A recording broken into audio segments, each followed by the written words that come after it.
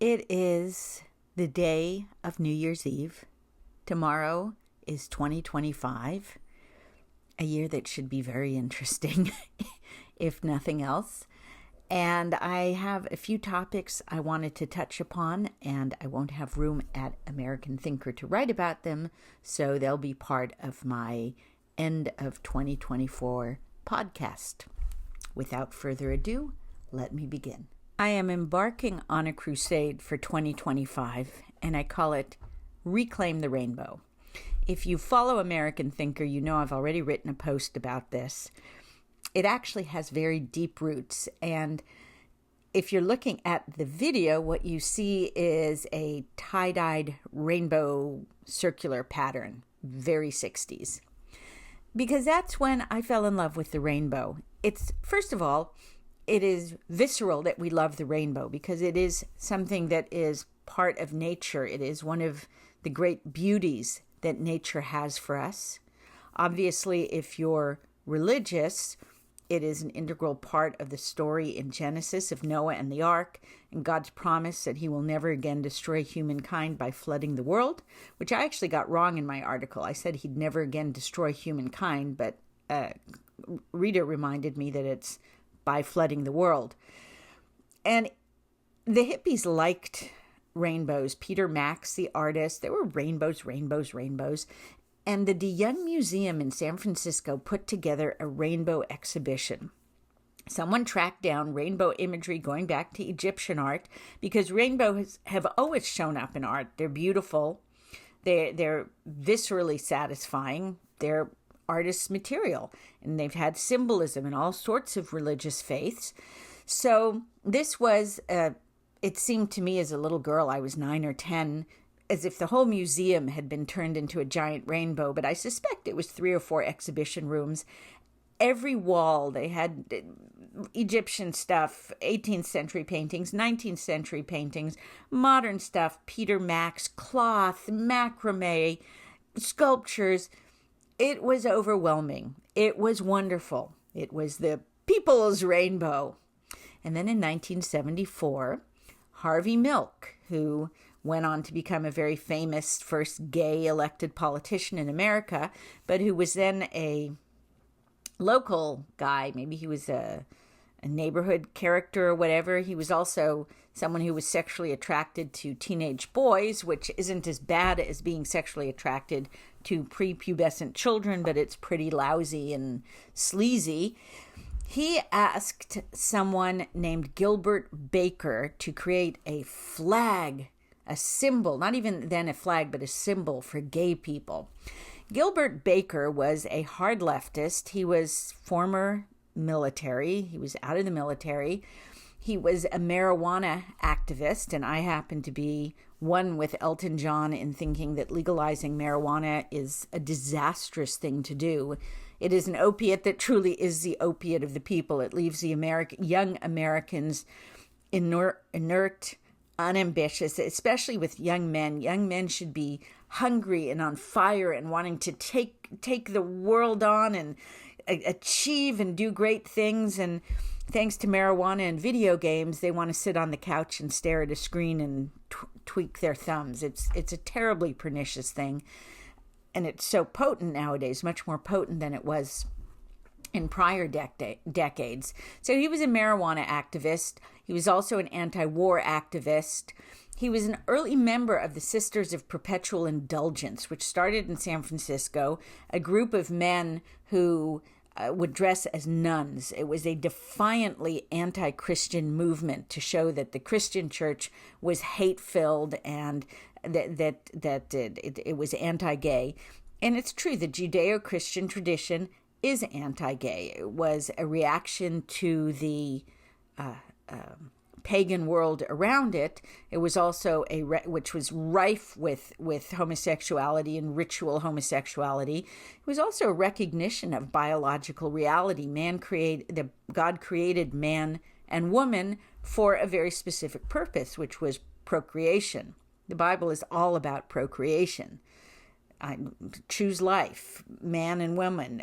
They're complementing each other. They are physically and emotionally balanced. I have a theory a lot of modern gayness may be because of the pill, and that's a whole other theory, but I do believe a lot of it is the lack of balance of men and women, because we now have a world where so many children grow up with single mothers, and young men and young women need the balance of male and female energy. So when you have that imbalance and when you have too much female energy, you end up with homosexuals. That's my theory, and I'm sticking to it. But what we also have now is a culture that encourages it. But I have digressed wildly. Let me get back to the point, which is about the flag. So Gilbert Baker chose the rainbow, and he had all sorts of vague blah, blah, blah, and it was this, and it was already a hippie symbol, and this and that. But I happen to believe that he chose the rainbow as a defiant statement about homosexuality. Either he was saying nature doesn't matter and we stand athwart nature, or he was saying that gays are part of nature, which is really not true. It's true that there's always been homosexuality, but homosexuality doesn't have a natural use because it doesn't lead to procreation. The other thing, of course, is it is anti-Bible. The Bible has the rainbow as the salvation of humankind, the promise of never being drowned again in a great flood. So he chose that incredibly core Christian symbol to stand for homosexuality, which the Bible strongly disapproves of. So suddenly the rainbow is no longer about nature and about God. It's about deviant sexuality. And let me say, when I use the word deviant, I use it in its literal sense, which is the norm is heterosexuality. So homosexuality and all these made-up genders deviate from the norm. They are non-normative. They are deviant. And in the last few years, say 20 years, the rainbow has been completely and totally co-opted. When you see rainbow, you assume gay. The military, shops, Gay Pride Month, every gay subgroup has its, and again, I know people also think gay was co-opted too. Homosexual is the clinical word. Gay is how they took a nice English word meaning happy and joyous and suddenly turned it into a word that only means them. I use it because homosexual is a heavy word to use, very clinical. LGBTQ, I'll use LGBTQ. So it's irked me for decades that the rainbow has been co-opted by a deviant sexual movement. And I've decided that 2025 is the year to reclaim the rainbow. I want it back in common usage. I want it part of the culture again because it's beautiful.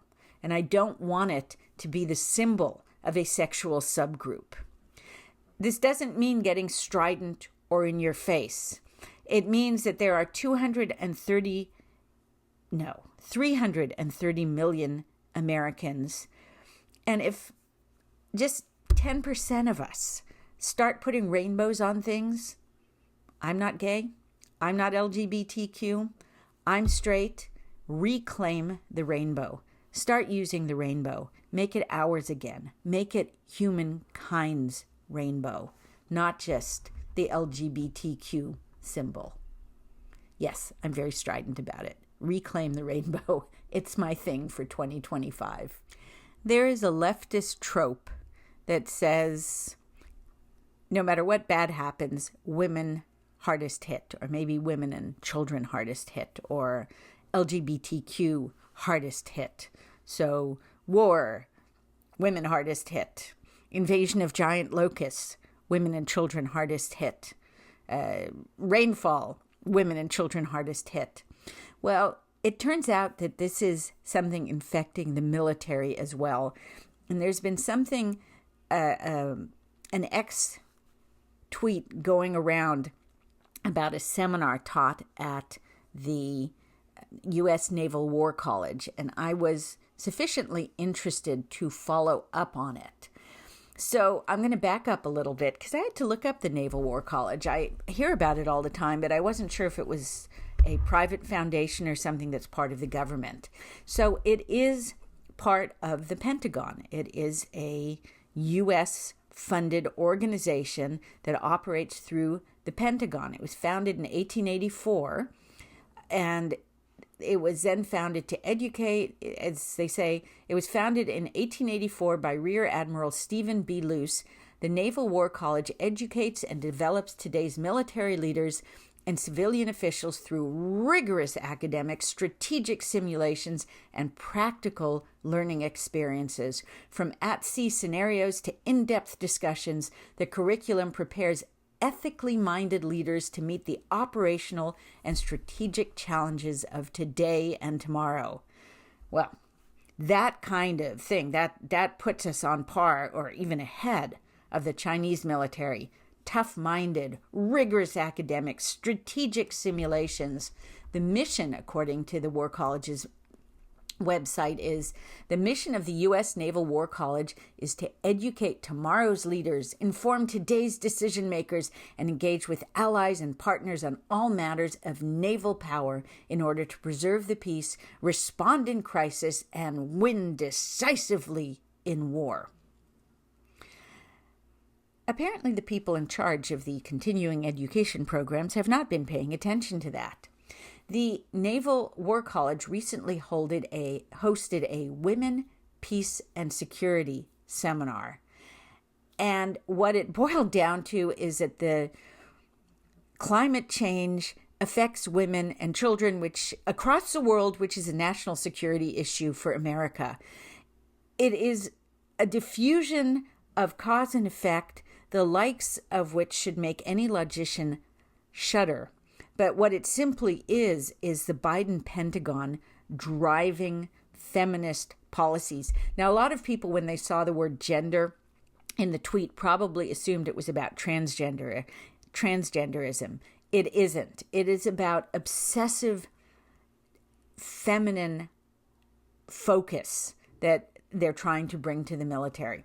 So the speaker that I'm going to be focusing on, and it was over an hour-long seminar, so I didn't listen to the whole thing, but the speaker was a gal named Mary Ruth Belsey-Priebe, who was brought in and paid for. She has an organization that by the area code operates out of Oakland or Berkeley, California, which already tells you everything you need to know about it. It is intended to educate organizations about gendering to advance women. She's also part of something called the Pacific Forum, and I have copied here her bio.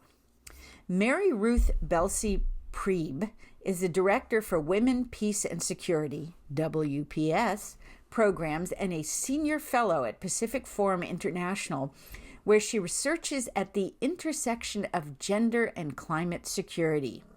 Mary Ruth holds a Harvard International Relations graduate degree, where she also received a Climate Leaders Fellowship and recently completed her thesis, Gender All the Way Down, proposing a feminist framework for analyzing gendered climate security risks, which was nominated for the Dean's Award. Mary Ruth is a member of the Research Network on Women, Peace, and Security in Canada and a teaching fellow at Harvard Extension School. In a sane military, nobody would touch this woman because she is a climate change, feminist, leftist Fruit Loop. But the military under Joe Biden is not sane. So I just wanted to quote from you a little bit from her talk, which you can find on YouTube, and I will include a link in the podcast description. So what she says is, hopefully by the... Oh, wait, I can't remember if she said this or the host.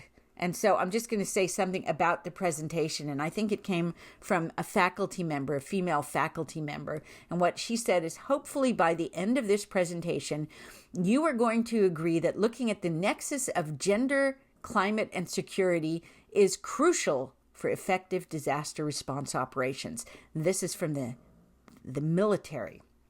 So now let me get to Mary Beth.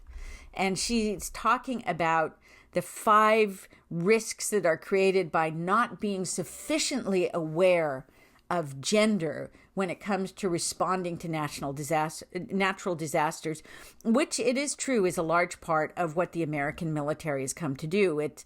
it's a nice thing for it to do, and certainly within our own borders, it's a very important thing to do when it can help out. And keeping the world stable, good. But what you're about to hear is an extreme example of women hardest hit. First, gender insecurities create direct national security challenges, and when climate disasters exploit gender-based vulnerabilities, the resulting displacement and resource competition can destabilize entire communities. Localized instabilities multiplied across a region create broader security threats that demand military attention and resources. That was her. Back to me. I'd like to point out that this has nothing to do with male and female. When a region is devastated, one of the reasons America steps in is because it can destabilize an already unstable region. It doesn't have to do with women. But to this woman, A, it's all about climate change. B, it's all about women. Now back to Mary Beth. In second place is the maladaptive responses that are often driven by gender dynamics that threaten regional stability as well. When climate stress triggers practices like early marriage or forced migration, it doesn't just harm the individual, it creates population movements and social tensions that can destabilize entire regions. Again, me speaking again, not Mary Beth. This has nothing to do with women.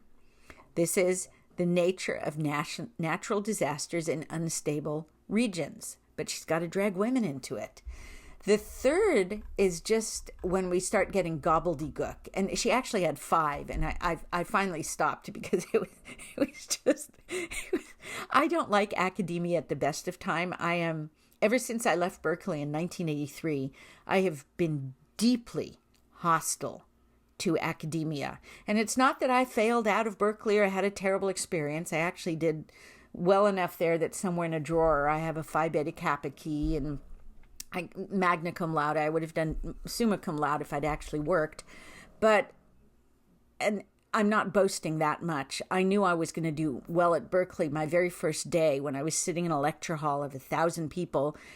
And the young woman next to me turned and looked at me as I'm taking notes, and she goes, "Oh my God, you can do paragraphs." And at that moment, I really stopped trying very hard. And I was a liberal arts major, so I wasn't taking any very hard classes either. So it truly was the fact that I didn't graduate summa cum laude was because I didn't work, because I didn't need to, because I was surrounded by people who couldn't write paragraphs and I was taking easy classes. So not much of a boast. And that too left me with an absolute disdain for Berkeley that I was able to do so well, because it was just silly. Anyway, back to Mary Beth. Another problem with climate change and women. Third, the emergence of gendered patterns in climate crime and violence directly threatens international security as well, and internal security. Women often resort to things like survival crimes. Men also become more involved in organized crime and resource theft, and both of these signal a breakdown in the social order. More concerning, the pathway from climate stress to sexual and gender-based violence often intersects with broader security threats, including the growth of non-state armed groups. So once again, when bad things happen in unstable communities, everything breaks down. What she's describing is anarchy. And it affects everybody. And in some ways, yes, women are harder hit. Women do get raped. Women are the ones responsible for children. But to try to frame it as women and children hardest hit, when a society goes down, everybody's hardest hit. But having gone through all these lists and all the blah-de-blah, she says, and this was what got caught on X, and people thought it had to do with transgenderism, not just women. We need to have a gender advisor for every combatant commander, and we need to have a gender focal point for every J director. I don't know what a J director. At the very least, that's the main point of this one. I was speaking with a friend about this, and he came up with the perfect analogy, and this goes back to the old Soviet Union. It's a political officer set inside the command. Pete Hegseth, save the American military.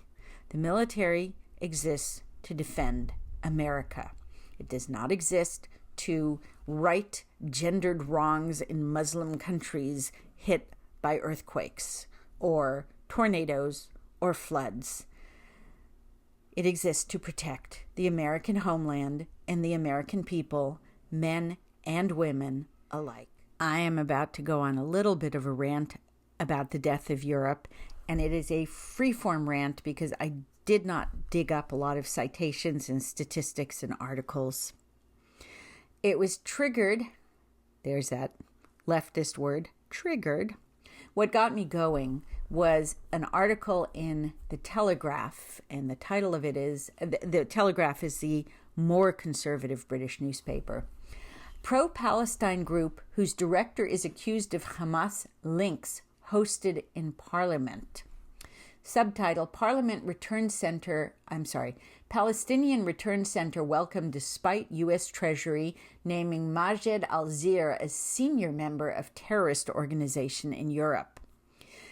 And the first few lines of the article say, a pro-Palestinian campaign group was hosted in Parliament despite the fact that the organization's director has been accused of being one of the senior Hamas members in Europe. The Palestinian Return Center was welcomed to the House of Commons last month by Shokat Adam, the independent MP for Leicester South. Mr. Adam, who won his seat running on a pro-Gaza ticket, posted on social media that it had been an honor to chair the group's discussion on defending Palestinian rights, humanitarian and legal perspectives. The PRC said Majed al-Zir has not held any position with the organization since 2019 and denied it has any links to Hamas. The reason this is a rant is because what we're looking at across the UK, Europe, Australia, is what happens when you open your doors to Islam. Islam exploded out of the Saudi desert in the early 7th century. It is a religion based on conquest through sword, and it retains its power through the sword, through slavery, and through subordinating and often killing and definitely discriminating against non-Muslim groups, women, homosexuals, go on and on and on. Islam is not user-friendly.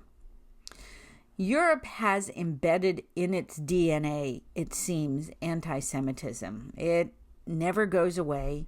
It always comes back. Leftism has embedded in its DNA anti-Semitism. Karl Marx was born Jewish. His father converted to Lutheranism. This was in Germany when Marx was 9, and Marx became the ultimate self-loathing Jew. If you read his writings, the way he speaks about Jews is indistinguishable from the way Hitler spoke about Jews. And under Christianity, Jews are hated for being the vehicle that led the Romans to crucify Christ, and they are also hated simply for refusing to recognize that Christ is a Messiah. And they were also hated simply because in Europe's very tight-knit communities, Jews didn't get with the tight-knit program. They were outsiders. But Jews were never about conquest. Jews have been about, you leave me alone, I'll leave you alone. Jews in Europe had their little communities, and a lot of the hatred directed against them is because Christians concluded that usury meant earning any money on money. So it wasn't just charging excessive interest, it was charging interest. But people have always needed to borrow money. And I'm not going to give you my money, which I can use for myself, unless you essentially buy money from me, which is interest. Jews were not so constrained, and so rulers across Europe and England borrowed from the Jews. And there's no better way to get rid of a debt than to get your people all riled up to kill your creditor. And that was a large part of what kept Jew hatred going in Europe, but after centuries, it's very much part of Europe. Karl Marx, self-loathing Jew, associated Jews with capitalism because there were a few rich Jews, most notably the Rothschilds. Mostly Jews across Europe lived in absolutely abysmal poverty. Many of them were in the area called the Pale along the Russia and Poland border, and the poverty was horrendous and the persecution was overwhelming. So, but also when Marx was coming of age, Jews were out of the ghettos that they had been confined in since the Middle Ages, and because they were literate, and because they were hardworking, and because they had been genetically bred for centuries for intelligence, because they had to live by their wits, they were smart, Jews started making money. And so Marx associated Jews with capitalism and couldn't say enough bad things about them. So this ancient European hatred for the Jews became enmeshed with Marxism, and you ended up with leftism, which hates the Jews even more than the old medieval European Catholics did. There is no distance between Karl Marx, Adolf Hitler, Joseph Stalin, what's happening on American campuses, and Islam. And Islam also hates the Jews because Islam hates everything that is not Islamic. But it especially hates the Jews because Muhammad was deeply, deeply offended that the Jews did not view him as a prophet. And he went from trying to curry their favor to announcing that they all needed to be dead. So you have this perfect storm right now of Islam and leftism across Europe, because Europe, since World War II, has been leftist. Even when people are called right-wing in Europe, they're still to the left of American conservatism, and they're not real conservatism as we in America know it. In America, conservatism means individual liberty, small government, maximum freedom. In Europe, conservatism or left far-rightness, or whatever they want to call it, is simply different policies, maybe more market-based, somewhat smaller government, but equally the government has its thumb on things. I guess you could say it's the difference between communism and fascism. So communism is the state owns all the means of production, and fascism means the state controls the means of production. And that's pretty much what you're going to get as the great left-right divide still in Europe and the UK. And it's ironic in the UK because the UK used to be a pretty free nation. It's where our founding fathers got the idea of liberty. But, and also in Europe now, the conservatives, the right wings, whatever you call them, have realized, and this is where I'm circling back to my point, that Islam is a problem. Because the thing is, when you invite Jews into your country, you've proven that you're a free country and people thrive. Because everybody benefits in a free country. Free countries let Jews live and let Christians live and let everybody live. When you let Muslims into your country, you are inviting in conquerors. You are inviting people who are open about their goals of conquest and reestablishing a caliphate. You don't have to connect imaginary dots with invisible lines, which is what people have been doing for millennia about the Jews. Jews have never been about world conquest. What they want is Israel. And what God asked them to do was bring biblical morality to people. But Jews have never been about world conquest. Islam is entirely about world conquest. And what you are seeing in Europe is that they opened their borders to Islam, and Islam is taking over. The question is, they're still between 10 and 30% in most European countries. It is a tipping point right now. Europe has a very small window of time within which to put Islam back in the box. And that either means forced assimilation, which does not work well with Islam, or returning all these immigrants to their home Muslim countries. Because otherwise, what we're going to see is that Parliament becomes an Islamic institution.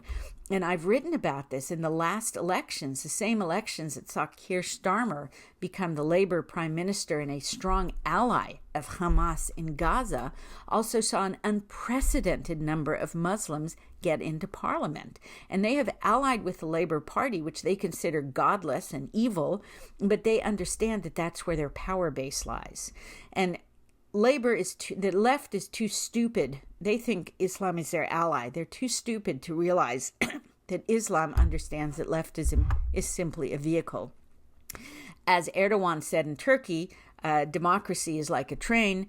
You ride it to your station and then you get off. And for Islam, democracy is the train and labor is maybe the conductor and the people who work in the train station. So when a Muslim labor minister in parliament hosts a Hamas member or an alleged Hamas member, that is Europe's future. And it is a terrifying thought because Islam does not play with others. And Fortress America, unless Trump can get it strongly back on its feet with China on the one side and Islamic Europe on the other, is not a world I want for my children or grandchildren. I've sort of been ranting about my pet peeves in this podcast, but it's the new year and there is reason to have great hope. So I think that in a weird way, Joe Biden might have been the president America needed, because human beings are infinitely adaptable. That's why we are like cockroaches that can live on all continents. And I think unlike cockroaches, we can also adapt to the two poles, to the Arctic and Antarctica. One of the things about being infinitely adaptable is that we are able to tolerate very bad things for a very long time. Individuals may collapse, but societies muddle through. And the left has been slowly breaking America. You could go back to the 20s or the 30s and the Frankfurt School, and you can go back to the 40s and the infiltration of the Soviet Union, and you can go back to the 60s and leftism ascendant, and we've had little pauses with Reagan, and then when the Muslims got ahead of themselves and had 9/11, we sort of regrouped and said, wait a minute, this is a problem.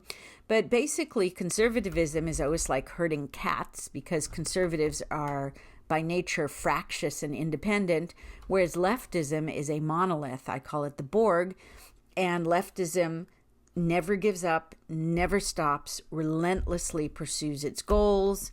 If one mechanism of achieving those goals, for example, in America, economic Marxism fails, you switch over to cultural Marxism. So leftism keeps shifting the Overton window, which is the window of what acceptable ideas are. It keeps pushing and pushing and pushing, and it has therefore been extremely successful. It has achieved an enormous amount of what its progenitors wanted. And Americans tolerated it, and we accepted it, and we were polite, and I have a high school classmate. I follow her on Facebook because she's just so darn crazy, but she is a radical communist. Now, you have to understand, she lives a very luxurious life in a mountain resort and makes her living dancing at parties, and she travels around the world, and she goes to elaborate costume affairs in Venice, but she's a communist.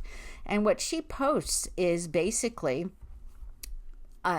things saying that you are cruel and inhuman if you don't advocate for the government to go communist. And if you think that the free market will serve people better, then you are evil. And she goes on and on and on about this. And these are actually ideas that have made inroads. Personal charity has been pushed aside in favor of government charity. sexual restraint has been pushed aside in favor of not just anything goes, which was the 60s, or gay liberation, which was the 70s and 80s, or hooking up culture, which was the 90s and early 2000s. But now you have to sexually mutilate your children. And you have to accept men in women's bathrooms and in women's prisons and in boxing rings.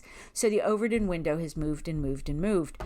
The great thing about Joe Biden was that he was so horrifically leftist in his policies. And I know it wasn't Joe.